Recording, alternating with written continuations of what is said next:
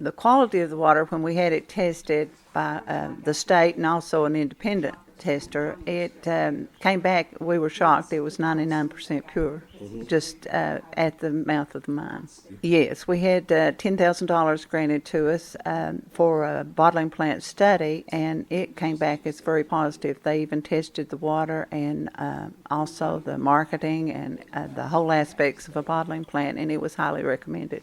High quality water, and it's inexpensive to treat since it is such good quality, and that is what every city looks for, is something that they can produce a good quality product for less money. It runs off the hill, and that in itself aerates the water, so we're out the cost of having an aerator installed in it. And at one time we were told they didn't really know how big the reservoir was. It's never gone dry, so we don't have to supplement it with anything like river water or stream water or anything like that. So it's to our knowledge, it has never quit running down the mountain, and we don't use all the water that comes off the mountain. Yeah. Does Benham have access to any other water in case something happens? Yes, we just put a cutoff valve at B Seam and Rock Tunnel, which was our water from 1939 up until 75.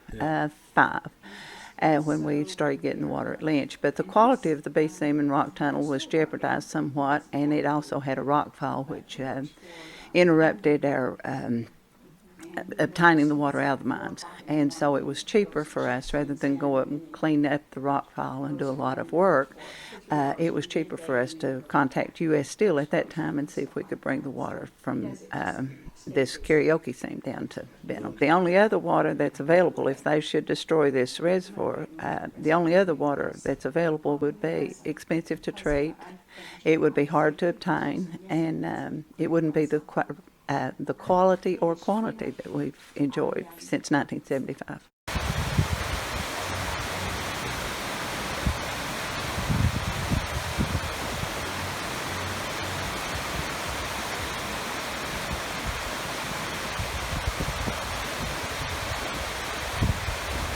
This is Chris Obradovich. I work with the City of Lynch, run the water and the sewer plant. We get our water from Looney Creek and Gap Branch. We have two intakes, boreholes that fill a reservoir, an abandoned mine.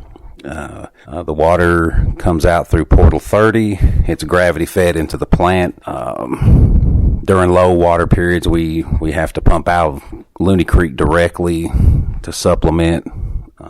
The quality is actually really good. When the water can settle out in the reservoir, that's the benefit of having a reservoir. When the water has time to settle, you have a better quality of water that you don't have to pre-treat before it gets to the plant. So we're really lucky with that aspect of it. Well, we have a pump that's in the creek, and like I said, we pump directly out of it.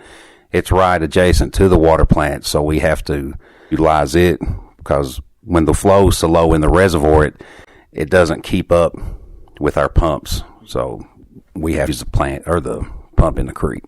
Yeah, the flow's good year round.